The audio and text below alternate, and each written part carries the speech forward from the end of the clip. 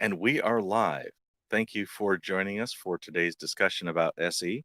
Today is an interview with one of my heroes. This is Spaghetti Eddie from Deep Discussions. Deep Discussions is one of those channels where mostly you're looking at the interlocutor. So today might be your special opportunity to see what Eddie looks like, unless you caught some of the videos where he actually speaks to the camera directly. Eddie, could you tell us a bit about yourself? Yes. How you doing? Thank you for having me on. So honestly, I'm just a regular guy who was interested in the atheist movement and started listening to Anthony Magnabosco videos. And I just got to a point where I felt I could do it. I decided, you know what, I'm just going to go out there and try it. And after a while, I got better at it. And here I am. So I really don't have any particular expertise as far as like interviewing or speaking or anything like that. So I really do think this is something that anyone can really learn how to do, even if you're a soft-spoken person or struggle with debates or anything like that. If once you get familiar with asking appropriate questions, there really is something about it where anyone can do it. So what was the hardest thing that you had to deal with before you got good enough that you were okay with it?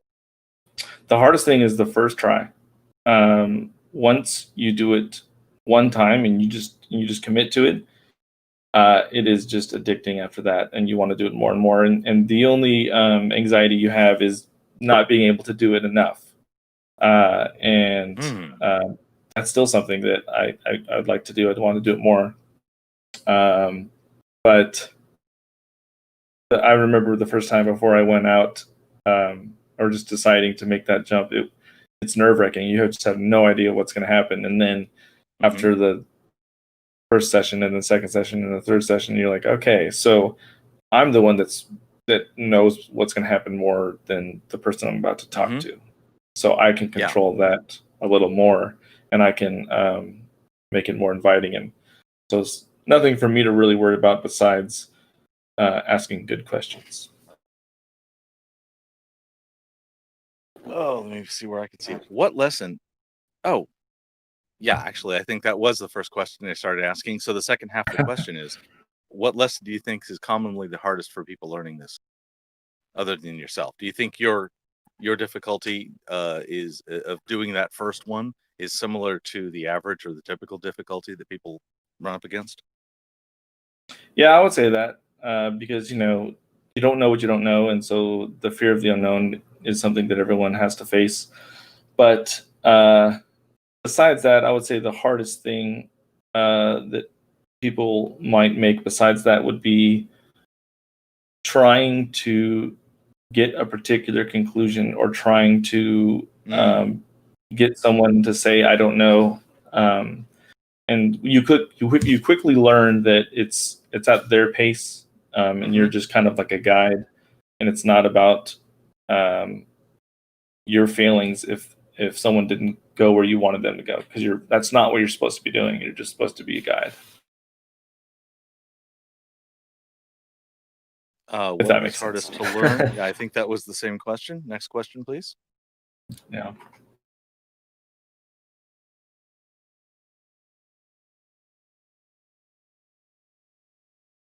We'll see it in just a moment. They're actually working off a list of questions, and I made them do dice just for the drama of it, as far as what questions. Yeah.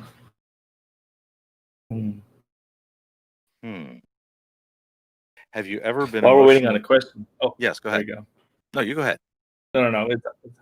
Okay. I just thought about this a couple of days ago, and it's just random. I always had an analogy when it came to asking a particular question and why I'm asking it, because in a lot of situations, I want people to understand why I'm asking a question, because it's it's important to know because it could seem threatening, but it's really not. So, like, for example, if someone gives you a reason why they have a belief, and you ask them if that reason wasn't the case, would you still be just as confident?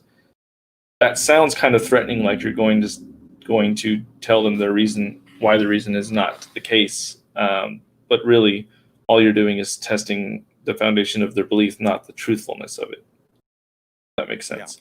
Yeah. And so originally I came up creating with the critical thinking as opposed to the actual veracity of it.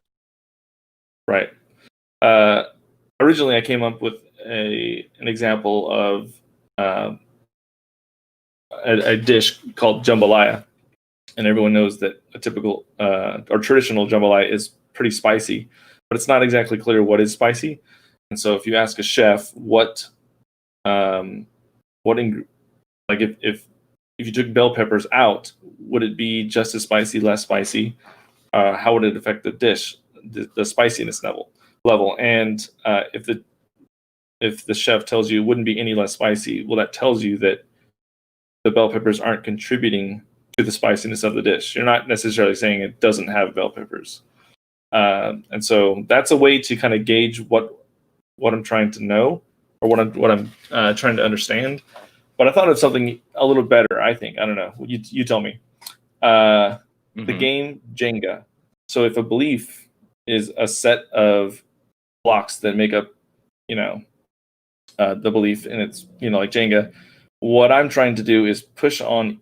I'm doing the opposite of what you normally do. In Jenga, you find the pieces that are loose, and you slip them out, and the structure still stays the same.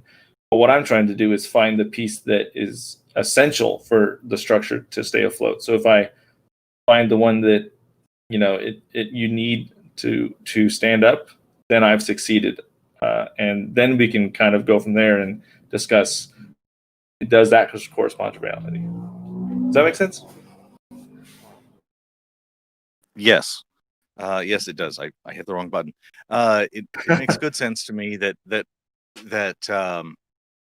in asking the question, you can ask them to rank which of the beliefs would have the strongest impact if that one was different.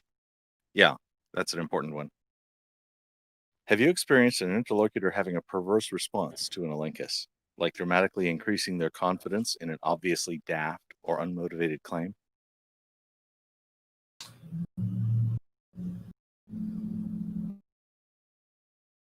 I've had one guy that he wanted to talk about how he believed that Eminem the rapper was a clone, and Okay. I forget what his it's kind of strange. I forget what his reasoning was. I think it had something to do with him being at two places at one time, sort of thing. And how could that be possible? And I decided to discuss what convinces him, or what increases his confidence in certain claims, by using the Ferrari example.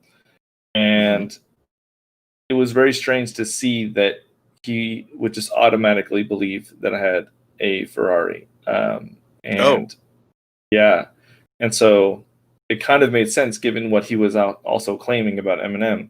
He just automatically would just trust me. And so that's one of those situations where you have to ask questions that illustrate why it's important to not just take everything at face value. And I guess to answer that question, that might have been an example where it was a sort of not perverse response, but it was just like, I don't mean like immoral, just really backwards of what you would expect from really off nominal. Yeah. So the whole point of the Ferrari example is to make it pretty clear about why you would believe something at different stages, and you wouldn't just accept something offhand. Yet that example was just, he accepted offhand. So I was like, there's a problem here. That is odd. That's way too easy. Have you ever been emotionally moved enough in an elenchus that you needed to take a break before you could continue and do another interview?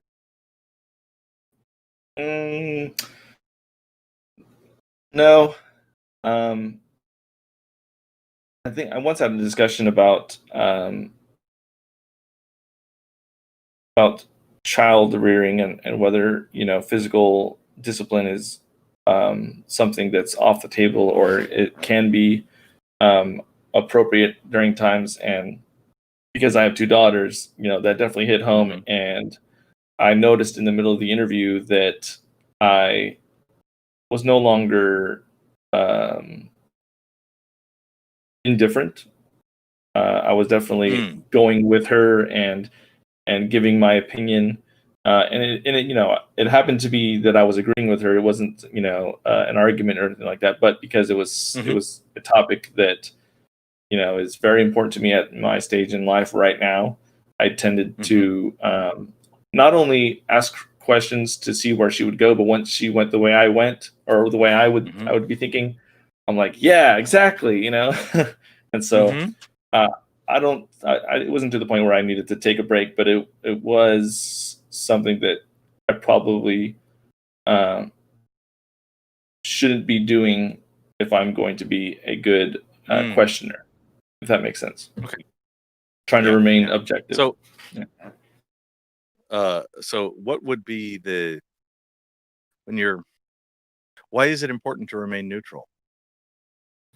Uh, because this is about them, and if you input your opinion, even if it is to agree with them, you're not you're affecting the responses.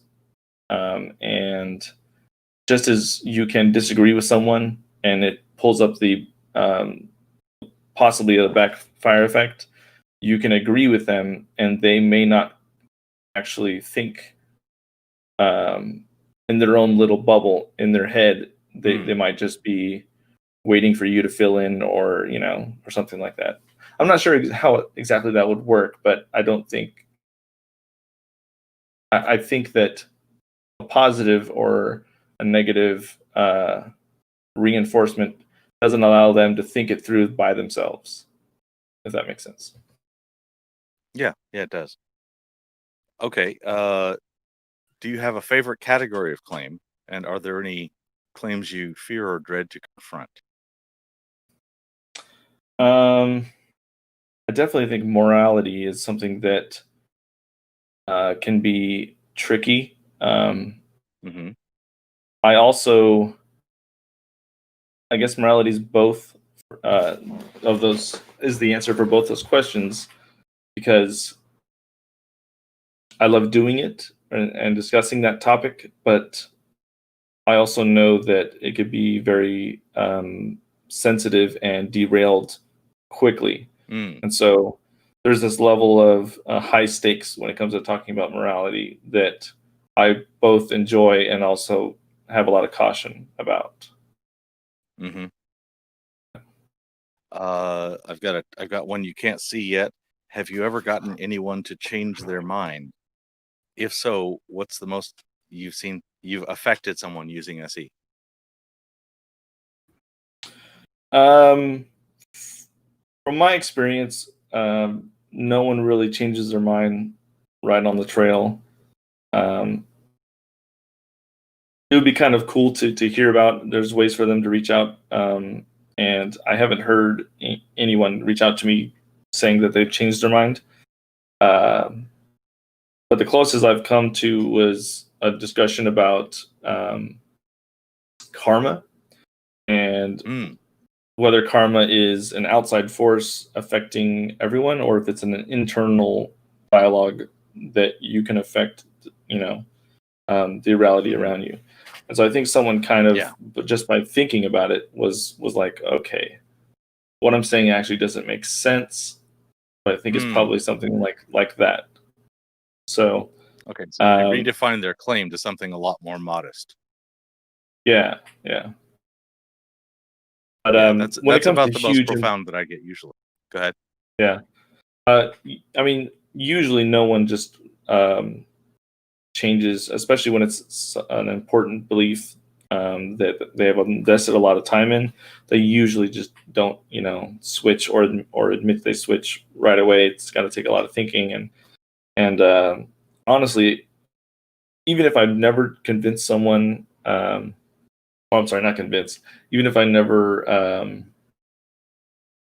facilitate someone to change their mind about something, I don't necessarily think that's a failure. I think just thinking about it is good enough. And I may just be one small puzzle, and it takes 10 more pieces for them to really think about something. So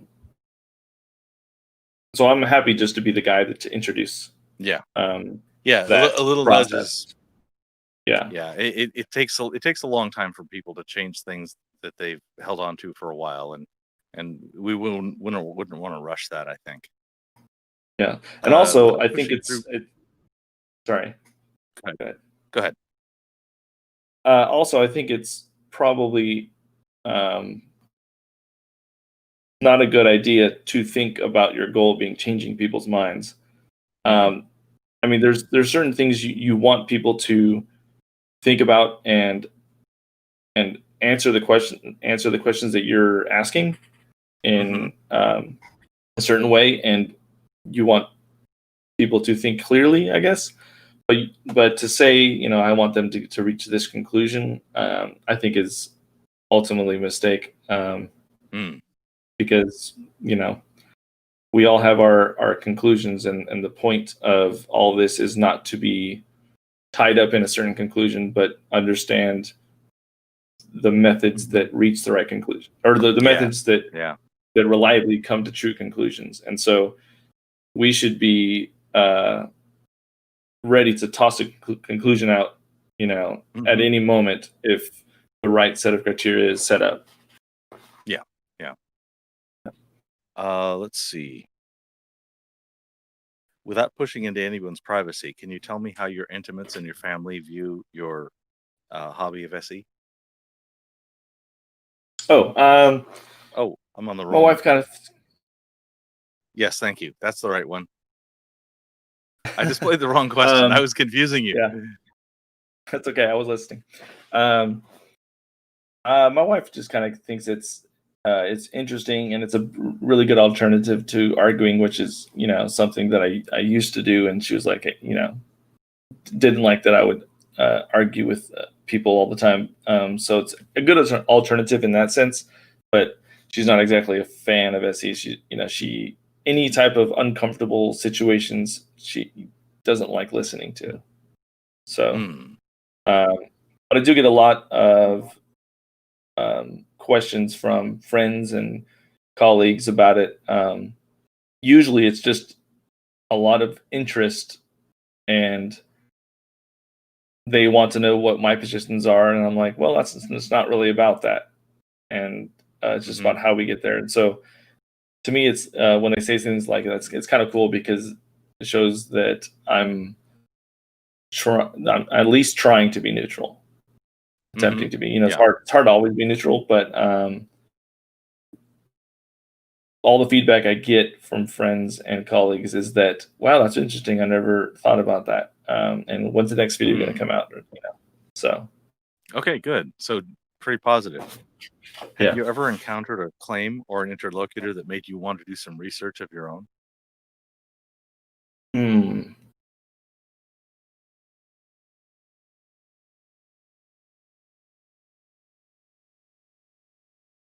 I think it was one guy that was talking about what was the specific topic? I think it had to do with drunk driving and the statistics about I can't remember the details, but I remember, like, man, I need to look into that, because it may be more clear than I think, because he was an officer. I can't remember the details. It had something along the lines of doing had to do with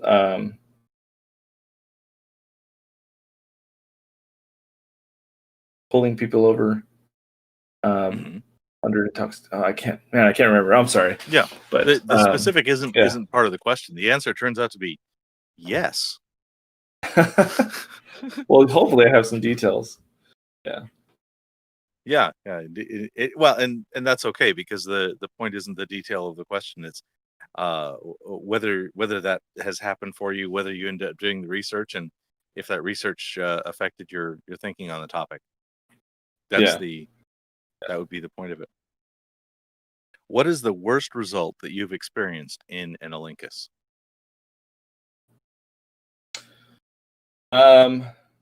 Usually the worst result is because I was not remaining objective. I even at one point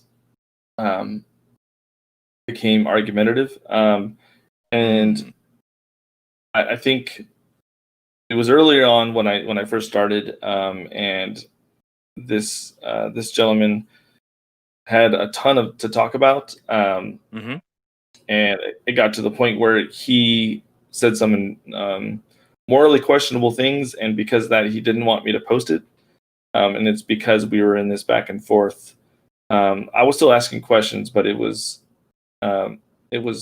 pretty clear that, like, I don't want to say, kind of like I was undermining his position just by asking the question.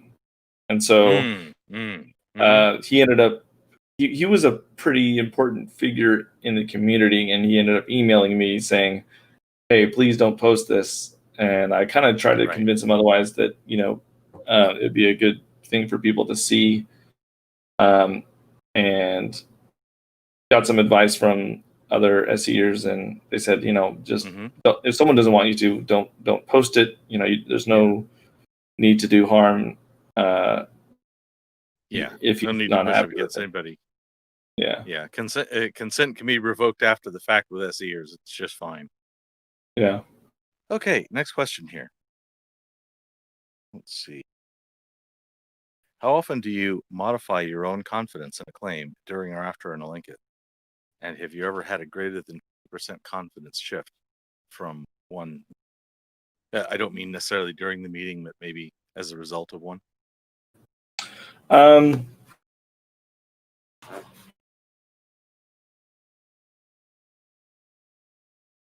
I wouldn't say that my confidence has gone up or down in the middle of an interview or something like that.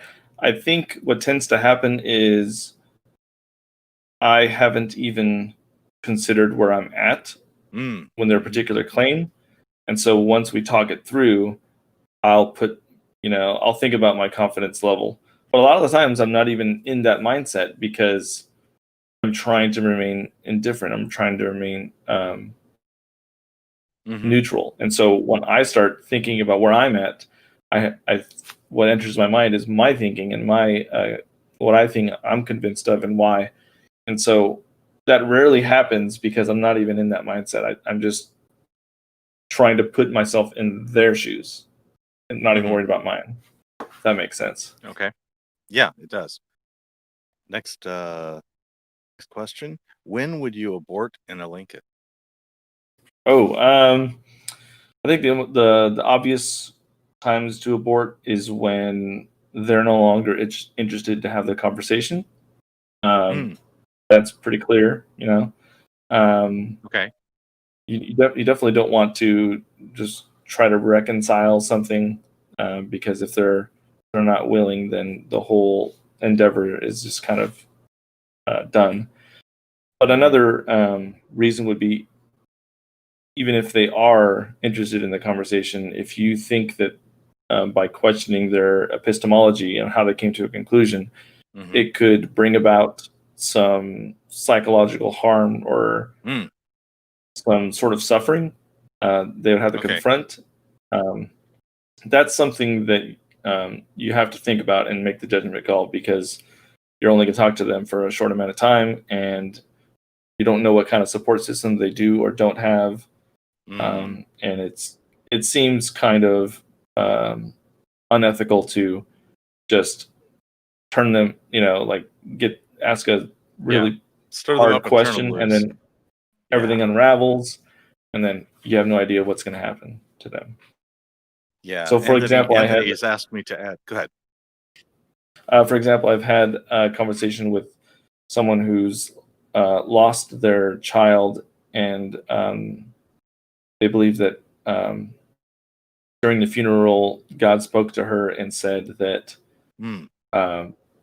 I know what you're going through. You're going to be okay. I lost a kid too. Mm-hmm. And I think if I got her to question that, I could just tell she's already emotional about it. And it's been, she said it's been like 10 years.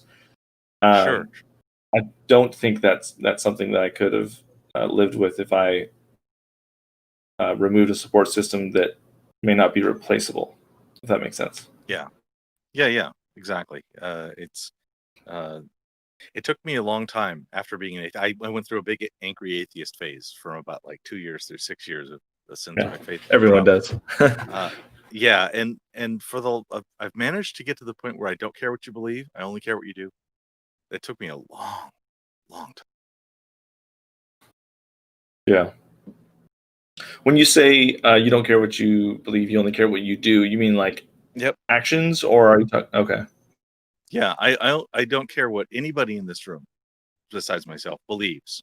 I only care what you do. Now, those doings might be calls to action, an incitement to violence, or voting against people's rights. Those are do's. That's what I care about. Yeah. And how they, because I have, the more every year I learn about a whole bunch of things that I've been wrong about my whole life. So I figure I still got a whole bunch of wrong in my whole life. So why should I blame anybody else from being wrong? I'd have to fix myself first, and then I'd be an elitist. And what's the point of that? Yeah. If you could only ask 2 questions or requests in a session, what would they be? I hadn't seen this question. This is a fun one. All right. Can you do SE in 2 utterances? I don't know. I would say the 2 most important questions are, why do you think that? And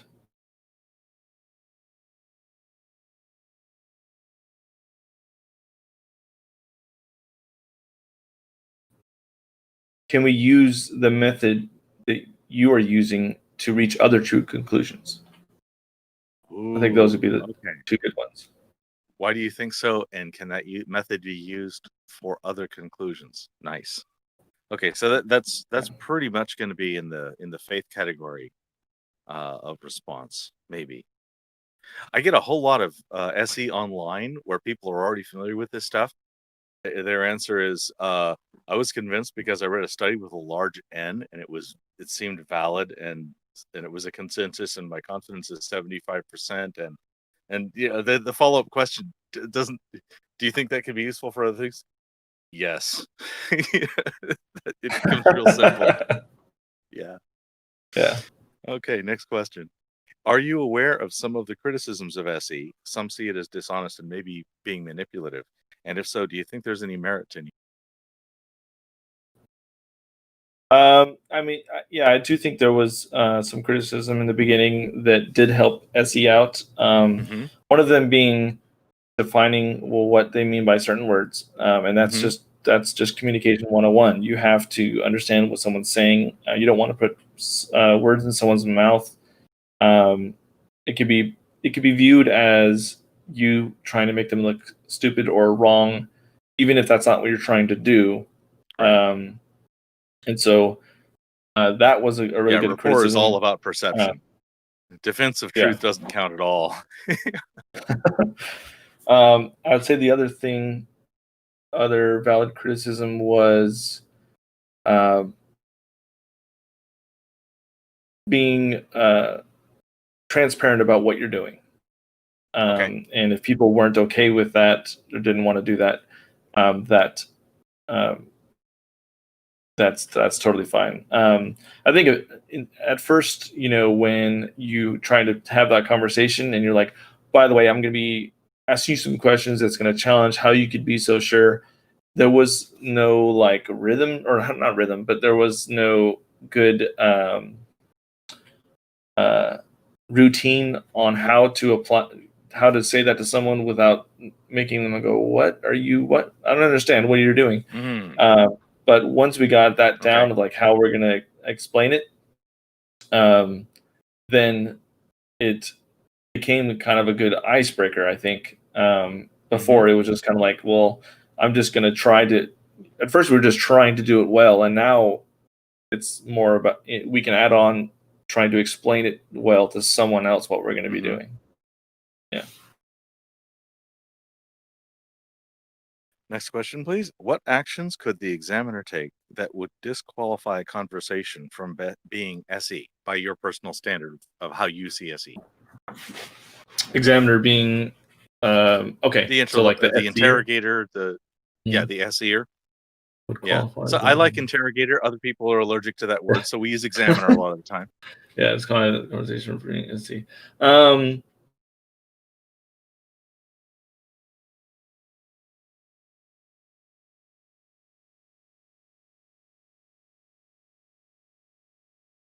I would say it probably has something to do with reaching a different conclusion, or asking loaded questions to point to a arguing conclusion. from an opposing position. Yeah.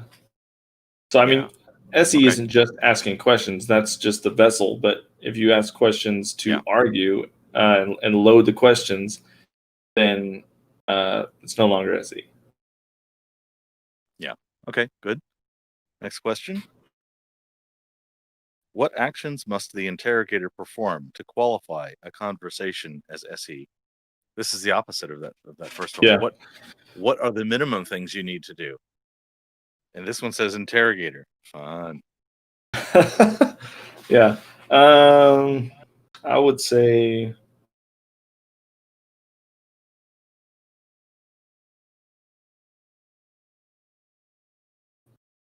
the minimum things you can do is try to assume nothing. So when you assume nothing about what someone's saying, you'll ask better questions, and you won't make any assumptions about what they mean by words, or where their reasoning leads to, and what they mean by a particular conclusion. So a lot of the times, when you've done this a lot and you think you have a good idea of where this conversation is going to go, you might skip a question and not give someone a chance to go, actually, I mean something else. And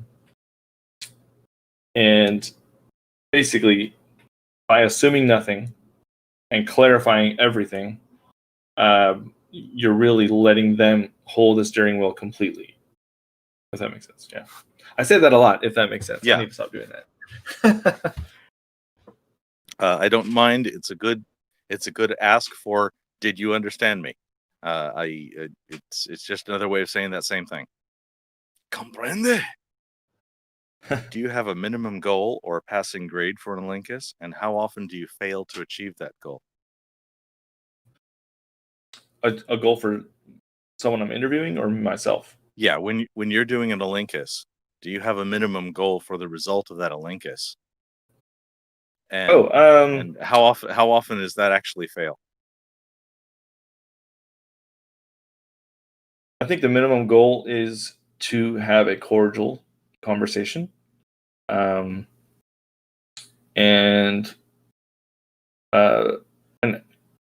something that would be a little better would be if you ask a question and they say, "I don't know. I have to think about that." That's like the icing on the cake. But sometimes that doesn't happen. But at a minimum, having a cordial conversation. And how often does that happen? Oh man, 95% of the time it's cordial, and that's because you are in that interviewer, and you really can control the environment, and as long as you're not taking the red meat or putting your opinions in the conversation, it's really hard to derail that. Yeah, indeed. Just a side question: did you see our interview with Reed on Tuesday? I saw about 2 minutes of it. So okay, yes, because your answer is almost precisely his. He used slightly different terms, Okay. But he says, yeah, he gets 95% of them that are nice and cordial, and the bonus would be aporia, where they stop and think about it. So very much in alignment with how Reed answered the question. Oh, sweet. Just checking to That's see a if good you were thing. cheating. No. I Next question. I think I saw the beginning of it. Yeah. And Reed just gave you thumbs up. Have you made any lasting friendships? What's that? I said I gave him double thumbs up. Double thumbs up. Okay, good. Have you made any lasting friendships that started as SE conversations? Yes. I think a lot of the people, because I'm in the local community and I'm at the park, I tend to see people in a restaurant. I work in a restaurant, and so when I see them, it's another benefit of having cordial conversations is when you see them again, it's like, hey, how's it going? I'm that guy from the park, and I wouldn't say it's like I now have a best friend that I used to interview or anything like that, but every time I see these people, you say hi, you ask them how things are going. In fact, the gentleman that I talked about that said, I don't want you to put that up anymore. He, whenever he sees me in the park, he stops every single time. And he kind of wants to argue a little bit, but it's from a very friendly place. And so Sure. I'm sure if I would have just posted that anyways, that wouldn't have happened, and it wouldn't done any good. Definitely. I think. Yeah. Next question. Have you damaged any relationships because of SE interaction? Ooh, yeah. I think that SE with family members is not as easy as it is with strangers. I mean, you're not going to see them anymore. They have no idea who you are and what your positions are. And so when you try to do SC on someone who they know you disagree with them or have a different view, or they have a different understanding about your who you are, I guess. I had a conversation with a in-law, and I didn't cut it off when it needed to be cut off, if that makes sense. We had a discussion, and it was going pretty well. And one of the cool things about doing SE with a stranger is you can just cut it off when it needs to be cut off, and they can just think about it. And what ended up happening, it just kind of brought a lot of drama to the point where she's calling me, and even when I tried to diffuse the situation, it didn't. I wouldn't say it didn't have any anything good from it, but I do think that it triggered something where I was now the enemy. Does that make sense? Yeah. And so it's extremely sensitive when it comes to families and friends that you're close with. Yeah, indeed. But I don't know exactly what the solution to that is. Maybe let other people SE your family. Yeah. If you've got good SE practitioners that are part of your friends, you could have conversations with them and let them take the hit. Have a group conversation that we're involved, and then yeah. It's almost like I can take the bullet, and if it ruins my relationship with your family, it's like, it's fine. It's not going to be that bad. If you would, it's almost like you're a counselor. Sorry. Yeah. It's almost like if you're a counselor and you're a professional counselor, you don't want to be a professional counselor for your family member. It's just not going to work the same. It's just not going to work out. Yeah. And I'm very interested in how SE overlaps with things like cognitive behavioral therapy and actual professional counseling, because I I'm not qualified, and I want to make sure that ethically I'm not doing anything that could trip up and harm people. Mm. Uh, and I know of ways that I could do it badly enough to do that. I could trick somebody into trusting me and then give them bad information. There's ways I could do things like that. But I think that's not unique to SE. I think that's in all communication. Yeah. If you could take medication that would render you emotionless for the duration of an SE conversation, would you take it?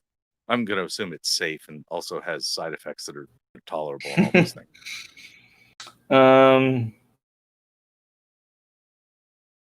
I would say no, because if you're not emotional, you're probably not going to notice when someone else is. Oh, And okay. and So part of the it reason, might dull your empathy.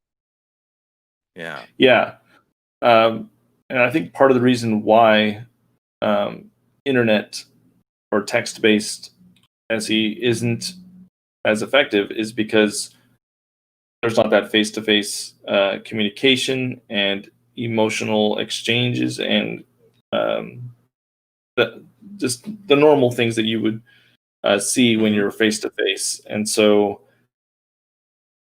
I think if I was emotionless, I would probably not pick up on cues.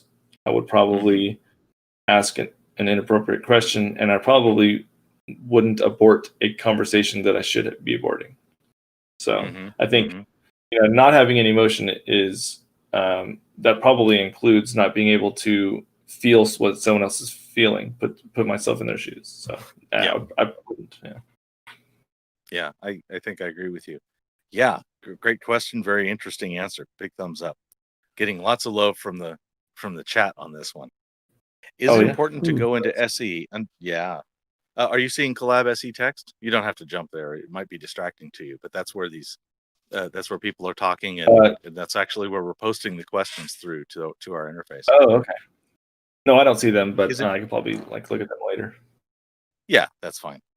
Is it important to go into SE understanding that your mind might be changed by someone's good reasons for their belief? Um, I would say if you don't have that understanding, then you probably don't understand SE, and you Hmm. probably shouldn't be doing FC if you don't understand SE. Uh, Okay. because, like I said before, your conclusions, everyone has them. What's important is the method you reach to reach those conclusions. And so, if you are not willing to change your mind, how could you ever be effective in changing someone else's methodology? Hmm. Because, Indeed. for example, I did a little discussion or a presentation in my community Hmm. about street epistemology, and one of the examples I used was someone having bad reasons, even though their conclusion is true. So if they think that evolution Yeah. is true Hmm. because their teacher told them, and that's what their teacher told them, so Hmm. that's good reason to believe. And so I wanted to kind of show how SE can, even if the conclusion is true, show the or fix the methodology in which they reach that conclusion. Because if they think that method is reliable, it's it's going to affect other beliefs. And so if you just show them how doing whatever your teacher taught you, Hmm. or believing everything your teacher taught you, that could affect so many other beliefs and get wrong conclusions. Um, Indeed. yeah. Um, you probably can't tell, but about half the questions that you've been asked were typed by the people in the chat and Oh, okay. and pumped and promoted by the production team. That's really appreciated. Uh, as long as you consent and can stand my rowdy crowd, if any of you want to, if any of you in the crowd want to voice your own questions, we're probably good with that. So feel free to unmute and voice your own question. Let's see. Next question.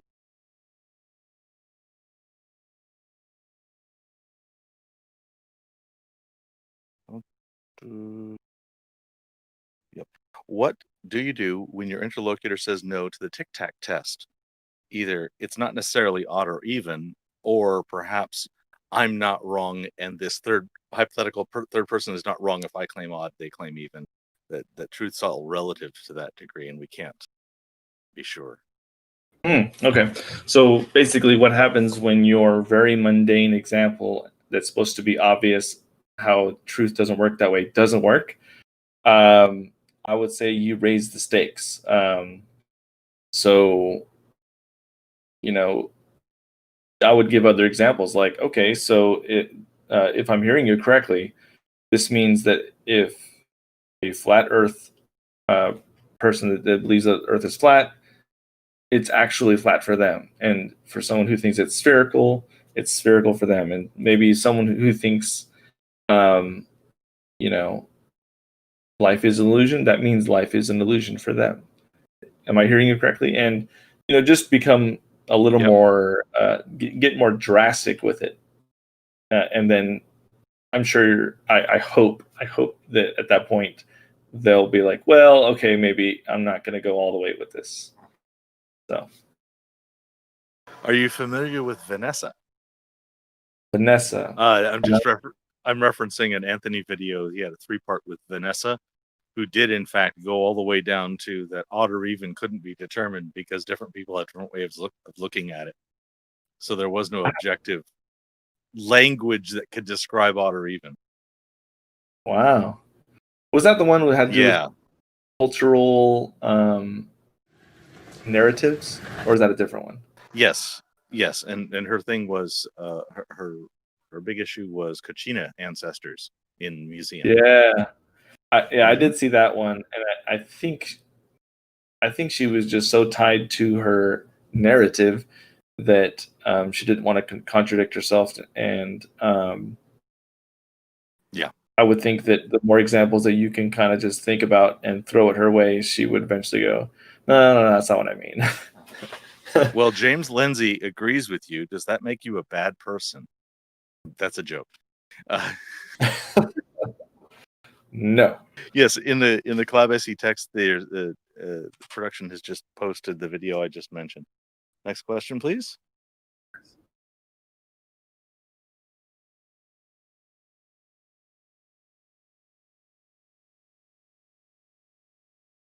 Ah, yes, thank you, Reed, for that. If you reach a point where your interlocutor says that they would change their confidence given X evidence, and you have this evidence, should you present it? Um, I don't know that you should necessarily just give it to them, because that presents an issue where it's, who are you, um, giving this, you have this, like, whether you're authority figure or not. um, I would suggest just having them look into it. You don't necessarily need to go, okay, well, thanks for the interview, and here's your evidence, and I hope you change your mind, something like that. I would just ask them to, to look into it and maybe get back to me about, about that, because Yes. it may be the case that they're wrong and then they don't actually become convinced, and you just never know. Um, but I think it just feels wrong to go, okay, here's the evidence you were looking for, um, and because there seems to be some sort of, like, is it legitimate or not discussion after that, and um, that's a whole nother, that's a conflict there, because you're trying to, uh, at that point you're trying to debate, and I think if they're at the right place, they can just look it up. Yeah. Yeah. We all have Google in our pocket now, or Bing if you're inclined. I Yeah. I use Bing as a what do you call a rim shot punchline. Next question, please. When people get interested in SE and try to learn the method with the goal of doing SE in public, and they fail, why do you think they fail the most often? I don't think anyone is really equipped to answer that, because where it's all from personal experience. Maybe we could do a survey about that to get a better answer. But if I had to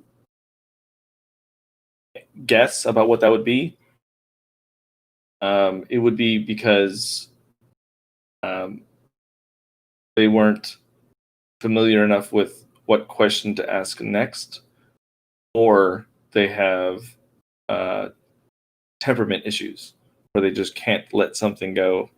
But I think usually the people that have a temperament issue are the ones saying, I could never do that. And so they tend to not do it. But the people who try to do it and fail, it's usually because I would guess, I have no way of knowing, but it would probably be because they didn't know the right question to ask. Mm-hmm. And this Do you is have any this is direct true experience for of knowing everybody. somebody in this situation where they had the intention and they were not able to finish it? I've heard stories about like, hey, yeah, I tried it and I just didn't know what to say, and I've experienced that.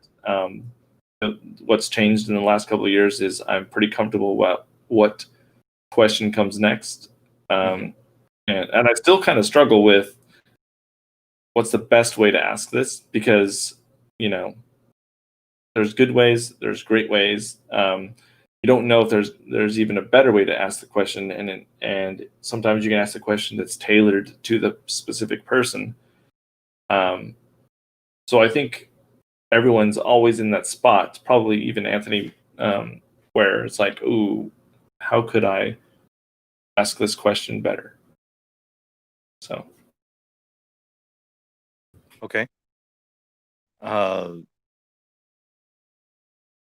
Yes, Near, you can ask non-SE related questions. And you're even welcome to voice it yourself if you want to unmute.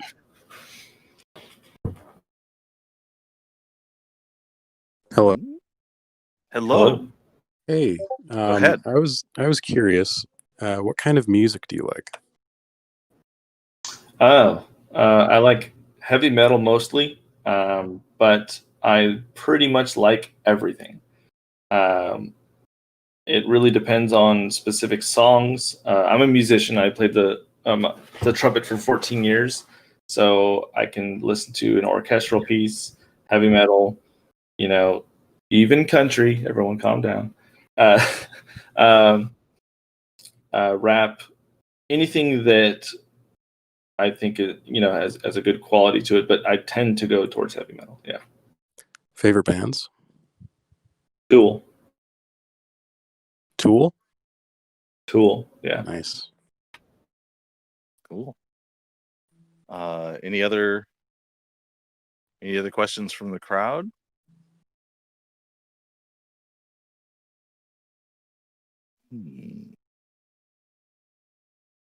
So, yes, have you had at least 10 Alinkus, both in public and online? Well, I know you've had more than 10 in public. I've watched more than 10 of yours in public. I think I've watched your entire everything.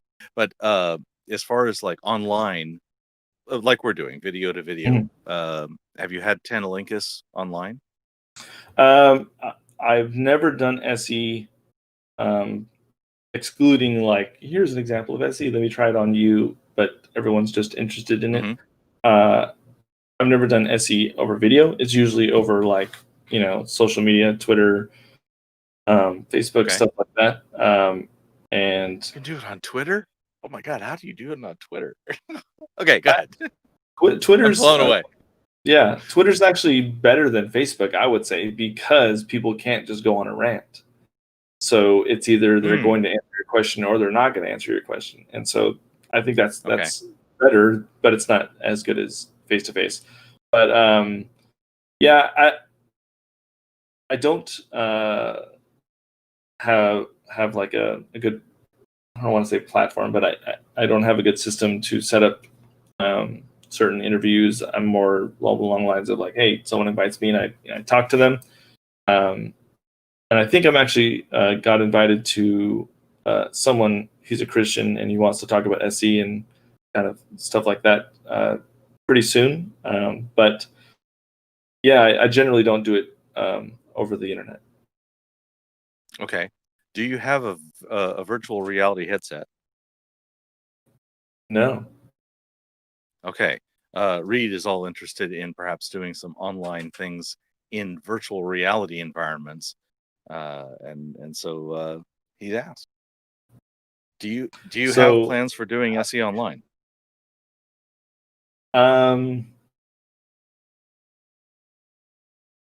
Not at the moment. I mean, I do search out things. I'm on social media, and I see a claim, that I want to explore. I just, I'll go through the motions. But I don't have like a particular agenda I'm going to do. Usually, it's because I mean, with social media, I can do SE while I'm at work and intermittently and all sorts of things. Yep. And I'm kind of busy, and if I were to commit and try to do something like that, I think I would eventually let down my subscribers, if that makes sense, because I'm not able to keep a cadence of interviews. Okay. Yeah. Good. I'm going to take a moment for a brief plug. In about 23 hours from this moment, I will be hosting an event on the main SE Discord, main Street Epistemology Discord. That is a theory and practice event. We do this every week on Saturdays at 11 a.m. Pacific time. I guess that's 2 p.m. Eastern time, and I'm going to let you all work out the iterations from there. And that's a regular weekly event for training people how to do SE online and with a whole bunch of practice. Last week, Ram and I, who I co-host with, didn't get to investigate any claims at all in 3 hours because we had volunteers for both sides of the conversation for the entire run. So we win. Awesome. The crowd is taking over. So good. Redding has a question. Redding, take it. Are you able to unmute yourself?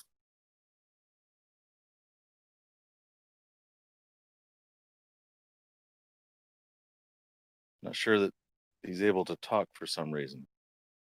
Somebody else has a question. What are ways you identify patterns in the interviewee's perception in order to direct the conversation?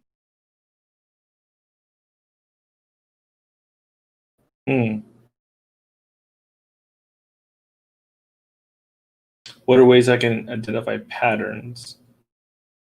I mean, there's definitely patterns that you pick up when they answer certain questions. The most common one would be, biblical authority. And so when you're asking how they know something, and it always comes down to biblical authority, you can kind of guess where they're going to go with certain questions, and so you maybe want to ask it a different angle. But I don't know. I tend to not want to find a pattern.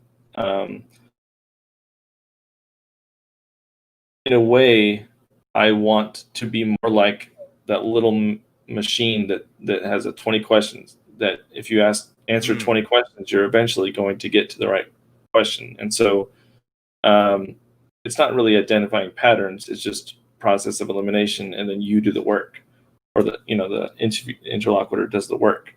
And so, if you're identifying patterns, it might help you ask an appropriate question, but can also cause you to assume an answer. You don't want to do that. Okay. I only asked you for an hour. We are at that hour. You still good? I'm For a few good. more minutes? This is good. fun. Okay. So then, Redding, are you able to voice your question?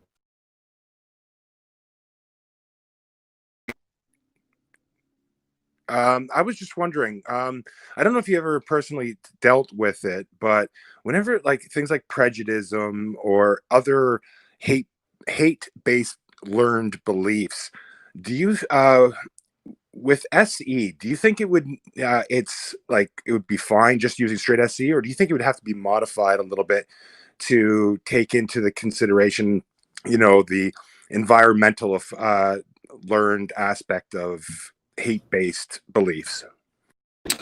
I don't think you don't need to modify SE. I think there may be cases where SE is not the approach you need to use because it's not a truth-based claim, and so you have to make sure that you're getting to a claim that they're saying is true, and there's all the other conclusions you reach after that or opinions.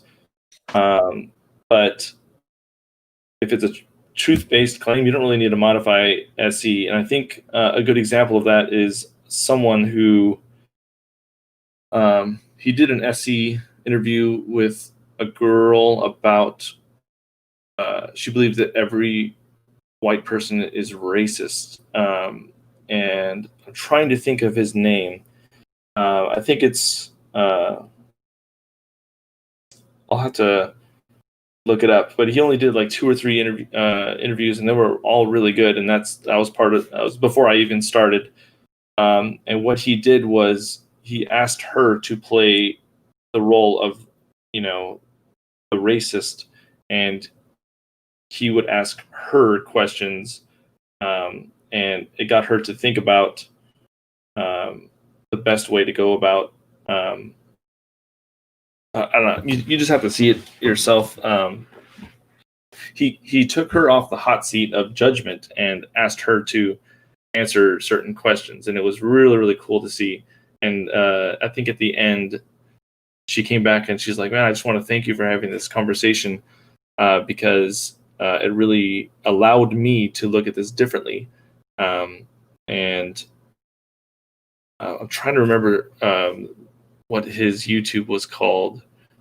I think it was like Critical Thought, or no, sorry, Critical Conversation or something like that. And yeah, that was a really good interview, and I think that's a good example of something as charged as racism. Yes, Reed confirms critical conversation. Okay, cool. I have a question. I'm not sure I understand. Are you familiar with the Sanskrit cycle of dukkha? No. No. Okay. So if Data, if you'd like to come and describe what that cycle is, then I welcome you to then voice your question. The other one was, how does SE allow people to find innate happiness without searching for it in relation to understanding inner contradictions? You can definitely find some happiness in not feeling pressure to have certain conclusions, or not to have an answer for everything. In a lot of ways, saying or admitting, I don't actually know, or I don't know with absolute certainty, or being able to being comfortable with decreasing your confidence or increasing your confidence, can definitely take the edge off of certain beliefs, I imagine. Okay. And I think I'm not sure that's actually a claim that SE makes, is that you're going to find innate happiness. Several people have reported it, but I'm not sure it's one of the claims. Yeah. Do you keep a I mean, it's file of definitely a every good one? alternative. Sorry. Yeah, indeed. Do you have a record or keep a file of of conversations you? I'm gonna say this. Start over. Do you keep a file of everyone you've ever SE'd in the off chance that they reach back out to you so that you can track their progress? For the most part, yes. I can always reach out to my YouTube channel if it's uploaded. For the ones that are not uploaded, that I still have most of them. I switched to computer in between, and I transferred most of them over. But there are some conversations where I'm like, that was not good, delete. That was not good, delete. And so for the ones that I thought were really good, they're on YouTube anyway. So I generally don't try to keep an archive or anything like that. It's just I don't get to delete them. It's just the nature of YouTube. Okay. So I wonder how, what fraction of your conversations make it to YouTube? Ooh, I would say it's like around 50%. And I really don't know for sure, but my guess is everyone else is a little lower. And it's not necessarily because I'm having better conversations. It's because I only have a certain amount of time, and so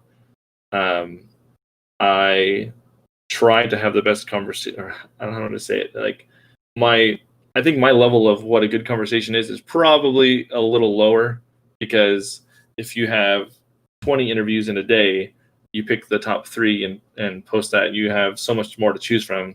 And I only have 4 talks that day, and I only go out once or twice a month.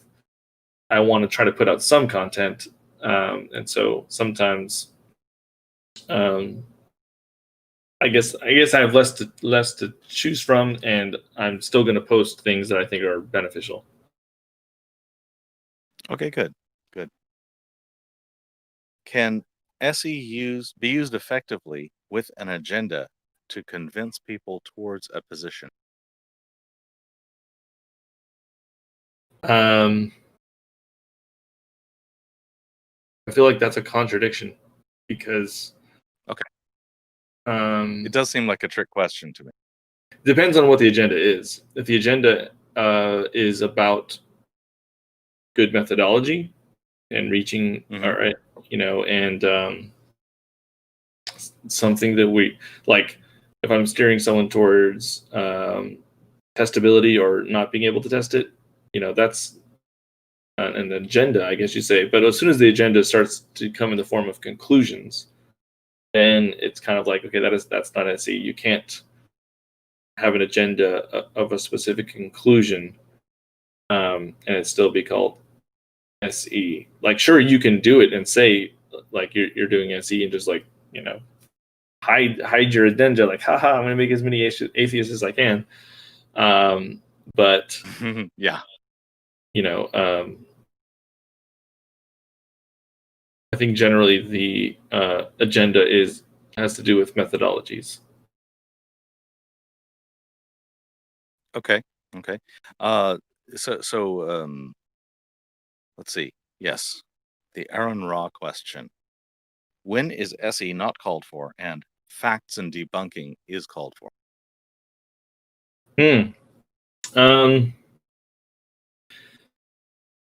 Well, for a while, I would say that I saw SE as always a better alternative, and I would use SE every chance I could get. But there are situations where it's like someone who's not a willing partner and they just want to argue, and you can't force someone to have an SE conversation. I mean, you can always, have really good questions that illustrate your point.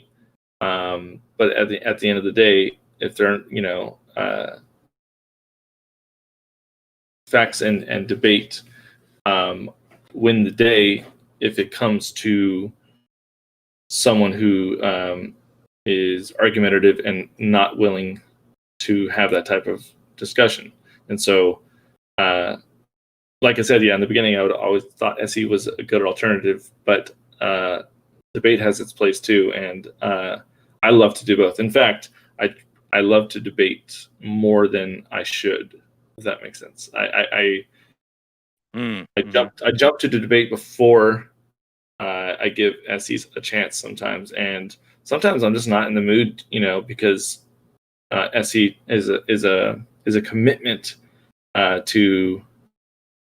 It's a time commitment, and you're going at someone else's pace, and sometimes you just want to go, that's bullshit, check this out, Yep. or Mhm. like not necessarily in that tone, but Indeed. it You teach it your really depends. children with that mouth? Yeah, I think it all, if you have an audience, then argumentation sorts, gets an edge. Mm-hmm. So Are there any other questions from the audience? Okay. We're gonna run out of my questions here pretty soon. Is I've there got any one. claim that you would refuse to examine? is there any claim that I would refuse to examine? Yeah.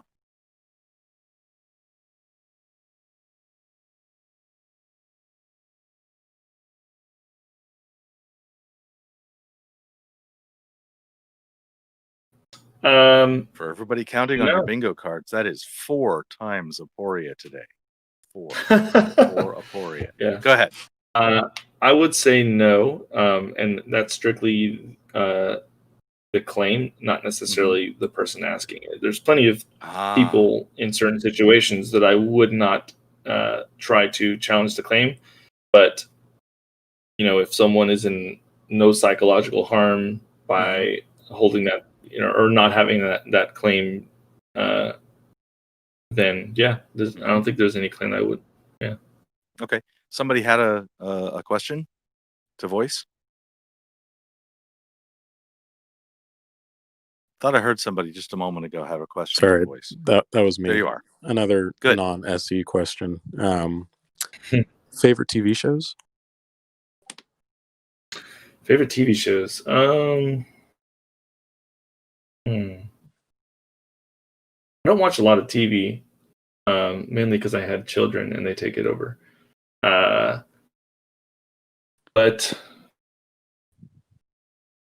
thinking of movies that I liked, I'm definitely a Marvel fan. Favorite movies: The Matrix. Favorite TV show? The whole trilogy? No, just the first Yeah. one's pretty good. Yeah. Favorite TV show? I have to have one. I think. No. Why do you need to have a favorite? Well, it may not be like the best ever, but I have one that I prefer the most. I don't know. Yeah, I haven't. Okay. I have a favorite video game right now. What's that? Which is? Doom Eternal. Good one. Okay. I'm currently trying to work on Ultra Nightmare, and it's not happening for me. I can only play Doom with metal music in the background. Really fun. Good combo. Of course, yeah. All right. Shoulder to Crayon, if you'd be so kind as to throw a link to Leo Mastraccioli. He's my favorite metal cover artist. Okay, so why don't we do SE with minors? Well, a lot of SE has to do with consent, and people don't want to have that conversation. They don't consent to it. You wouldn't do the SE interview. So if someone is legally below the age of consent, there's a question there that's kind of like, well, are they consenting for to something pretty specific that isn't about having a discussion. That's what age of consent is about, something discussion. Right. Yeah. But when it comes to medical procedures, when it comes to sort of a lot of other things, I can't think of any right now, but there's things that your parent or guardian needs to sign here. So there's that question of are they really able to decide whether they want to have that conversation? And also, there's this line of like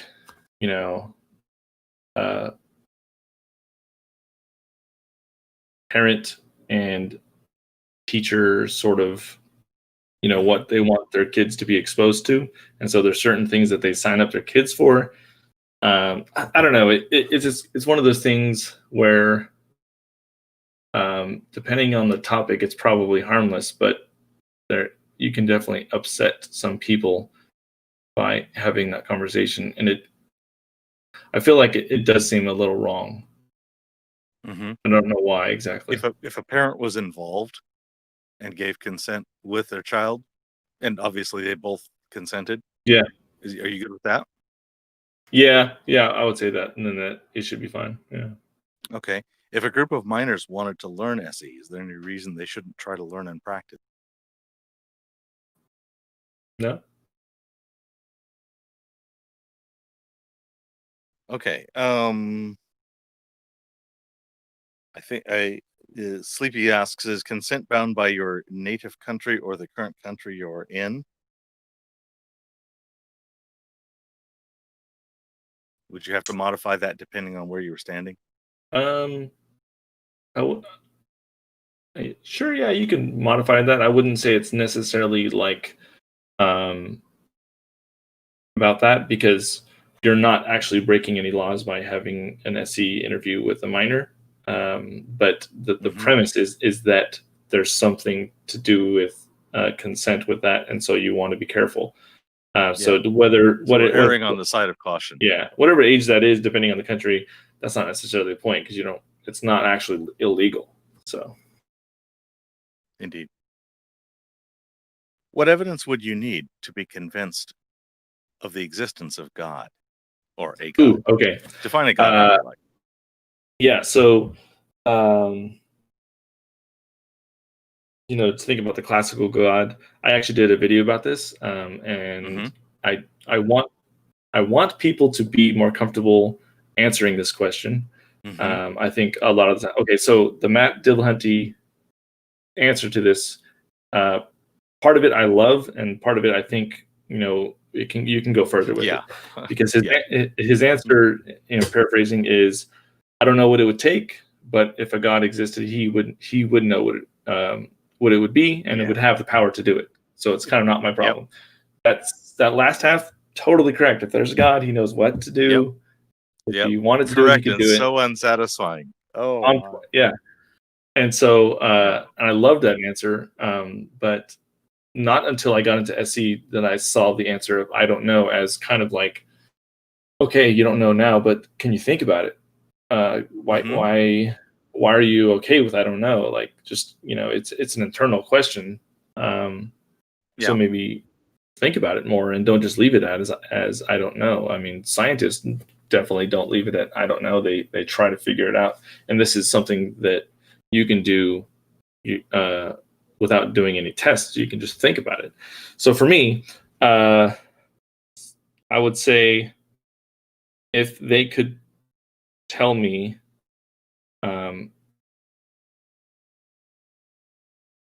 if they could tell me what my reasons are, and I already have my reasons in my head, right now what I'm going to give, but if he could tell me before I said it to him, that would help. So he's like, okay, free will tests, fMRIs, prediction choices. Oh boy, a neuroscientist could become your God, maybe. Okay. What would you accept as a miracle? Well, I'm not done answering the question. I didn't really answer it. Oh, sorry. But so part of it would be predicting what I'm actually needing or going to say. And I could be even wrong about that. But he's like, by the way, you're wrong about that. That's not going to convince you. Here's what's going to convince you. Boom, there you go. And I think, when you think about a God that has all of unlimited power, your imagination can go wild. Like, I would be convinced by this. So, like, if he took me and did a tour of my entire life, and I can ask him, hey, I want to remember this time where I did this and that and this. He's like, yeah, cool, let's go there. There you are, and be able to watch myself. That would help. And so you can kind of just come up with all these scenarios that would not demonstrate, with absolute certainty that he can do everything, but would be convincing. And something that I think is something needs to be addressed when someone says, or I'm sorry, when Matt says, part of the reason, or he says, I'm not arrogant enough to think that I can tell the difference between a God and an advanced technology, right? Yes. Well, yes. We've been convinced of some things. We've convinced that we're in reality, and that took a certain amount of time. and we're convinced that people are around us, and who are we to tell that this isn't what we think it is? It's just an advanced technology, or a an illusion, or whatever, or however you want to put it. I guess my point is, given enough time and given enough demonstrations, you should be able to be convinced of almost anything. And yeah, that's why I think that I don't know, and how can I tell the difference between this and this and this? It's you can really say that about anything. How do I know that my wife really exists? How do I how am I able to tell the difference between advanced technology and my wife actually existing? It's true that you can't really tell the difference, but at some point, given enough time, you have to kind of come to terms with that, if that makes sense. Yeah, I for myself, I can't tell that we're not in a simulation. I just, by game theory, assume that the world is as it is until I have some evidence of a transcendent thing that would allow me to adjust my strategy to anything better than assuming the world is as it is. Yeah, and I would go even further than to say that even if life was a simulation of some sort or an illusion, it doesn't change. Knowing that wouldn't change my actions at all, because I have no idea what's outside of this illusion. It could be even worse, and so I want to stay alive as long as I can, because this is like a bliss compared to what's really out there. There's just the fact that we don't know what baseline reality is, and no matter what, even if it is an illusion, pain still feels like pain, and happiness still feels like happiness. What does it really matter if it's actually not real? It's still right. It'll just be real in quotation, but it would still, nothing would change about my everyday life. Yeah. If I would. Okay, first, why spaghetti? It's a childhood nickname, and it kind of stuck. And yeah, I think it's kind of funny. It's something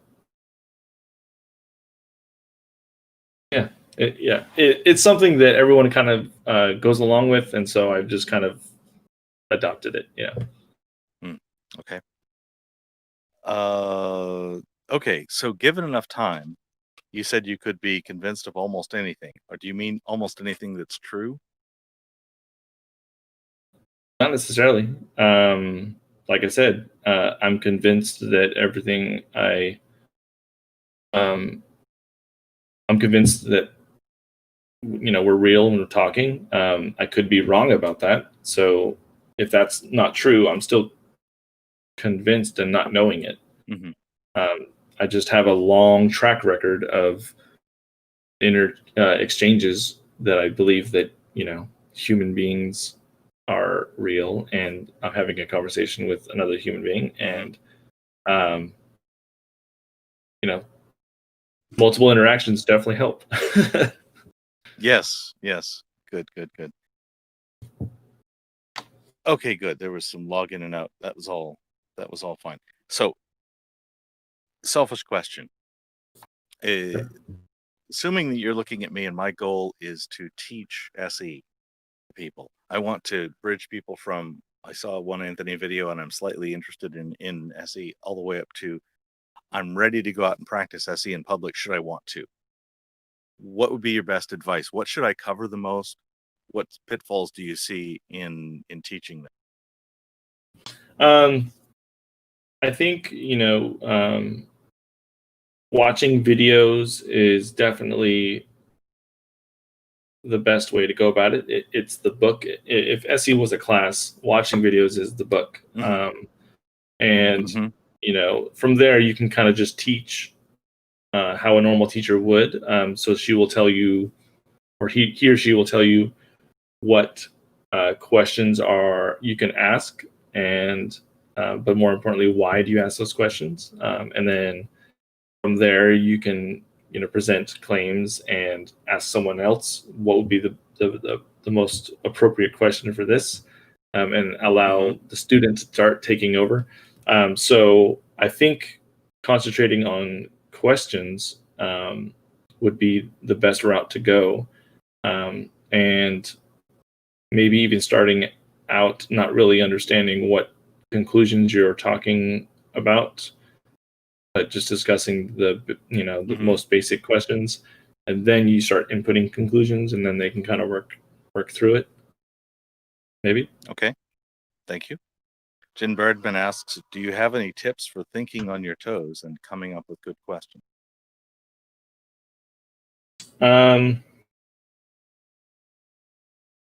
Yeah, try not to think on your toes. I mean, Oh, I would say if you want to kind of demonstrate to the interlocutor, you allow someone to think about something, and you give them time, and you let them mull it over. And if you have to think about something longer, and if you think you need to think on your toes, you probably aren't granting what to yourself what you're granting to someone else, and you should really be comfortable going. okay. So Actually, you know what? Let me allow think about yourself that. the time for the pause. Yeah. Yeah, even Okay. yourself. Good. In my Allow interviews, yourself the pause as much as you'd let them. I like that. I think in my interviews, I'll even say, what's the best way to ask this question? And then I'll just think, and then I'll say it. And so it's this mutual understanding that we're just thinking here. We don't have all the answers, and we're not necessarily scripted. It's just, you get better at it, and but there should be no pressure to think on your toes. Okay. Good. So just let go of time pressure. That's really good advice. Does anybody else have any questions besides our production crew? Okay. What is your confidence that your practice of SE is good for? There's three parts to this. What is your confidence that your practice of SE is good for society? I would say 75%, and the reason why I'm not all the way up or any higher is that I don't know what happens after I have a conversation with someone. And if I were able to see someone's journey, and see that my talks had a good impact or a bad impact, that would help me have more confidence. But what gives me my confidence now is that when I see people on the street, or at my restaurant, or in public, it's still cordial and it's not awkward, and um, and people enjoy it. I think that covers the first, both society and interlocutors. So now, what's your confidence that it's good for Eddie? Well, I observe that after I have a good conversation, the rest of my day is awesome, and my wife can attest to it. Okay, that's a good reason. So what does that leave your confidence? Oh, that it's good for me. Probably 90-95% confident. Okay, good. I knew we'd use the scale once today. Nice. All right. Are there more questions? We have been going through so many. This is great. Bring it on, guys. Jen is typing. Other people can type. Other people can voice. You can throw chairs. If it's time to get rowdy, this is it.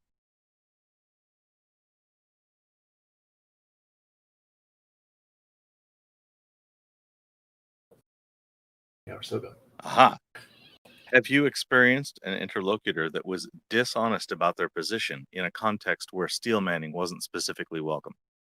I'm assuming almost all of you are Linkists. You're not offering to do steelman practice. Have you experienced not for that? It's dishonest. Hey, should I explain steel manning? Well, I know what steel manning is. Okay. But since we're talking about their claim, I would be the one that would be steel manning, wouldn't I? Steel manning or straw Okay, manning? so the short version, the short steel man, sometimes I'm going to call that mirroring or reflecting back, is you Okay. telling them back what you heard. The long steel man Right. would be like in debate class where they hand you a position and say, argue from that position. In my SE Okay. classes, I offer that I'll steel man a position. They can tell me what to argue for. It doesn't have to be something I hold. And I will just improvisationally argue for that position so that they can practice against a theist or practice against a flat earther or whatever they want. So in practice SE class, steel manning has two different versions, the short and the long one. Mhm. And I'm trying to use the terms reflection or mirroring for the short one. Okay. So to answer the question, has anyone been dishonest? Well, I don't know. It's not always obvious because a lot of times people don't think about what they're saying until they say it, and so sometimes it seems like they're dishonest. So they'll say something, and then I'll run with it, and then they'll say, "Actually, no, it's this." If they constantly flip flop, there may be more evidence that they're being dishonest, and sometimes that happens. But I don't. It doesn't help me to assume that they're being dishonest. I'm just going to go where they go. So if they go this way, if they say this is the reason why, and I go with that reason, and it's actually not important, then I go, well, what is the other reason? And then they go back and forth, back and forth. It kind of delays the talk, but as long as you're patient, it just becomes exhausting for them to be dishonest, if that makes sense. If they are dishonest, Yeah, it could just be that. Yeah, it could just be that they haven't really thought about this and they're not sure, and so they say one thing and they don't know the implications of that. Yeah, and that's a bit ask a different. question. Yeah. Going for the long hoe is a different thing, and I've had that, and it's fun. Have any of your interlocutors ever lost their temper and abruptly departed? Oh yeah. Hopefully it's not because of me, but it does happen. So one example would be it was like my third day out, and I asked some hard questions, and then I followed up with is this the best way to do this? And kind of sounded condescending, or like, have you really even thought about that? I don't know. The way I said it was not productive, and so that kind of set off the interview and ended abruptly. And then there was suddenly the reward dipped below zero. Yeah. Then there was one interview, I think it was with a preacher, and it was towards the end where I felt like I wasn't even really doing SE anymore. I was just trying to kind of, back off, because my perception was that he was too afraid to answer those questions, or too afraid to think about it.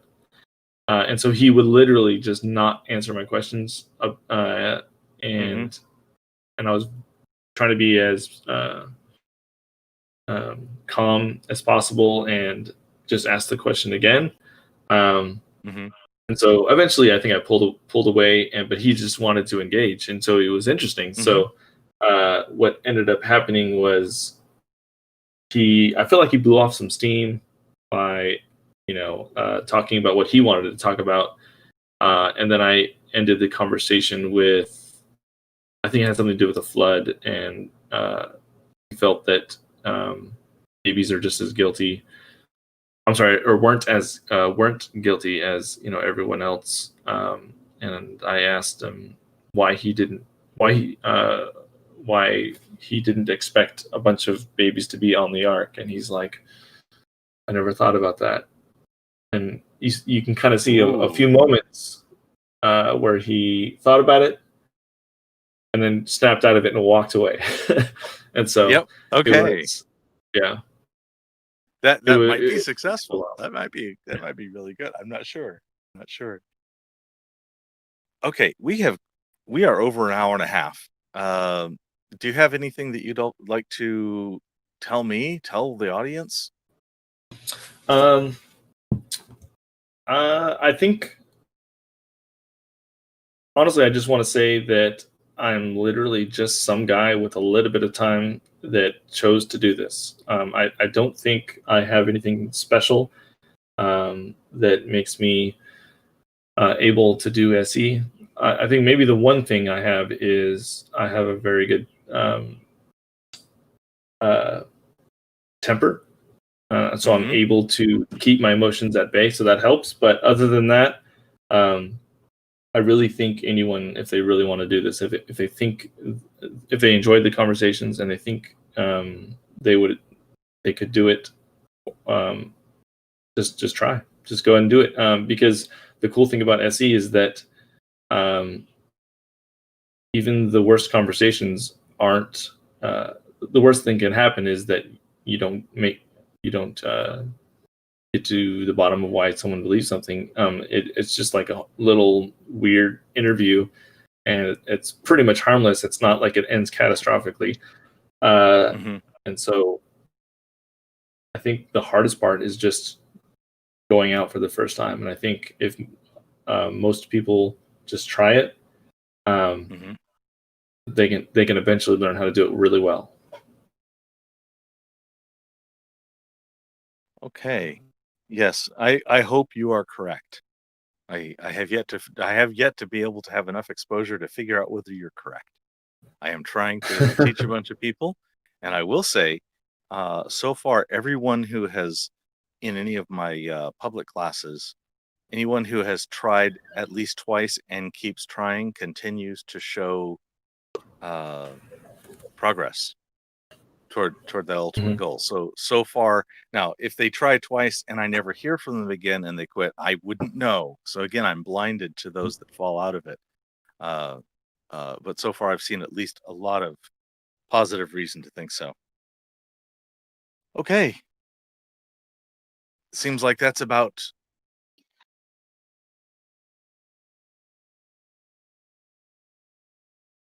Oh, I think we lost him.